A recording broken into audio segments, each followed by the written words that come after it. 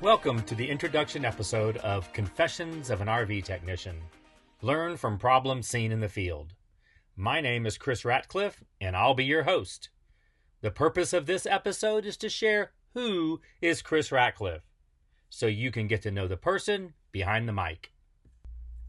As I've grown wiser, I've realized that everything before today was setting up the foundation of who I am, and has created a massive knowledge base of experiences.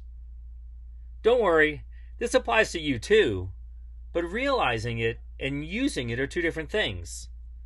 Almost unconsciously, I have found myself using decades of knowledge and experiences in my everyday life. Now, if that's too deep, stick with me. I'll connect the dots so you can see how all of this helps you. Let's start with building that foundation. As I'm preparing this podcast, it is just a few days away from celebrating my 40th anniversary with my wife, Tracy. Let's pause there. Anyone that can put up with another person for that long of a time and still be happy has made a major life accomplishment. I have a lot of accomplishments to be proud of, but 40 years of marriage? Wow. Before I was married and just out of high school, I worked in the East Texas oil fields for 4.5 years. In the 80s, this was good money for a kid in his late teens and early 20s with no college education. A foundation highlight, the oil field taught me what hard work looks like. It taught me how to use tools, sometimes very large tools. It taught me about plumbing, pressure, and it taught me about safety. But as I welcomed a wonderful son, I knew that I needed to support my family and get a career.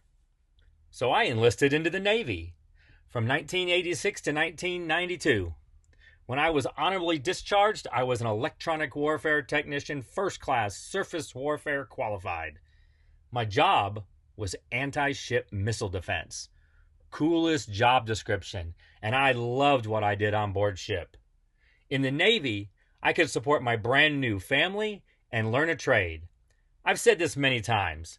I've always felt that I got more from the Navy than they got from me. I was focused and advanced very quickly in the Navy. I became a supervisor at an early age, and I laid more of my foundation by gaining an electronics, hydraulics, and troubleshooting background. I learned the value of processes, and I learned what success looked like.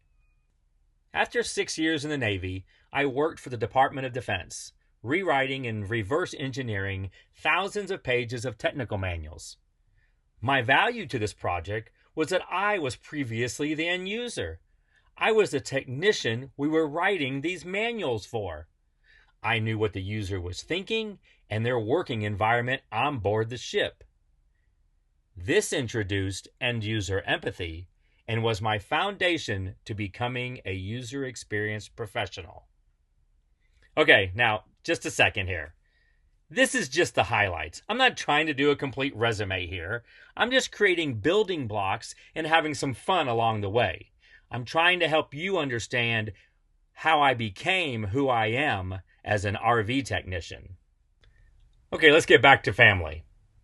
There is nothing more important than family. While in the Navy, we had our second child, our little baby girl.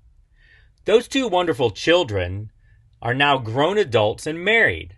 So our family of 4 is now a family of 6, and we gained a daughter-in-law and a son-in-law. While my kids were growing up, they drove every decision I made. If I was even late to one of their games, dances, or school functions, I was a total asshole to whoever or whatever caused me to miss those precious moments. They were my life, and there was nothing more important, and it was a whole lot of fun. For about 20 years, I worked as a user experience professional, doing task analysis and user research for web pages and applications. My job was to make sure users could easily accomplish their goals. I seldom did anything that didn't ask, what is the user thinking, and what does the user need? I took great pride in understanding and representing the end user. So how does that apply to our discussion here? customer service. When I am working, I always consider the needs of the customer. I try to determine what the customer really needs. I listen to the customer, also known as user research, and I respect them as a person, the way that I want to be respected as a person. Whether you give customers good news or bad news, if you treat them with respect and are honest with them, they will appreciate that more than anything. How do I know this? Because they've told me. I hope you're still with me, because we have one more layer of the foundation to discuss. RVs. Sometime in 2015, my wife said, let's sell everything and buy an RV so we can travel and explore the country. Now at this point, I'm just ignoring her because she hates camping, at least in a tent. And selling our very nice house with a pool, very close to lifelong neighbors, was just a crazy idea. But she continued to talk about it, stating that we were young and healthy, our kids were grown, and our family was healthy. But most importantly, she said, we don't know what tomorrow is going to bring. As always, she made some great points. Throughout our life, we've never been afraid of change. You could even say we thrived on it, and the idea of a new adventure just sounded fun. So I began researching this so-called RV lifestyle. I don't think I'd ever even been in an RV. In September of 2015, my son and I walked into our very first motorhome, just doing some research. That's when I realized, oh, she doesn't want to go camping.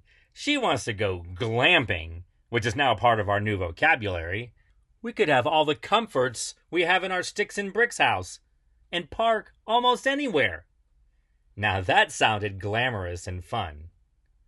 So over the next several months, I researched and studied everything about RVs and the RV lifestyle. I would wake up in the middle of the night with a question on my mind and immediately research the answer. I absorbed an overwhelming amount of information in a very short time. In our first year of RVing, we had 0 surprises. We made a plan to save money, buy an RV, and hit the road in the next 2 to 3 years. 2 things happened to change that course. First, I had been working from home for years, and my manager gave me permission to work remotely, indefinitely. He said, I don't care where you're at, as long as you get your job done. Wow, that changed everything. This was 2016, not 2020. So working remotely indefinitely from any location was definitely a luxury that many didn't have. So now finances were no longer an obstacle. The second thing that happened was that we found our first RV 6 months ahead of schedule. It was a 2008 Newmar Dutch Star. This was a 43-foot motorhome with a tag axle, and it was in perfect condition. We knew we had to move and buy that quickly. 13 months after the introduction of the idea, in October of 2016, we had sold our house, gotten rid of many of our personal belongings, and became full-time RVers. Over the next few years, we fell in love with this lifestyle, traveling at a slow pace, enjoying things that we would have never seen in a typical 2-week vacation. We found a community on the road, made great friends that we never would have known, and became passionate about everything RV. But RVs are expensive, and they break a lot. Motorhomes are real expensive. So I needed to learn how to fix my own RV. In November of 2020, I attended my first classes at NRVTAA, the National RV Training Academy in Athens, Texas. And while I was there, I completed the NRVIA Inspector's course, the National RV Inspectors Association, and became a certified RV inspector. One thing I skimmed over, that in the past 4 years, I was laid off from my job and then started another job in early of 2019. I realized that I needed a plan B. So in December of 2020, R-Factor RV Services LLC was created. At this point, it was just a side gig for me to do inspections on the weekends. But life had a different plan for me, and I was laid off again in January of 2021.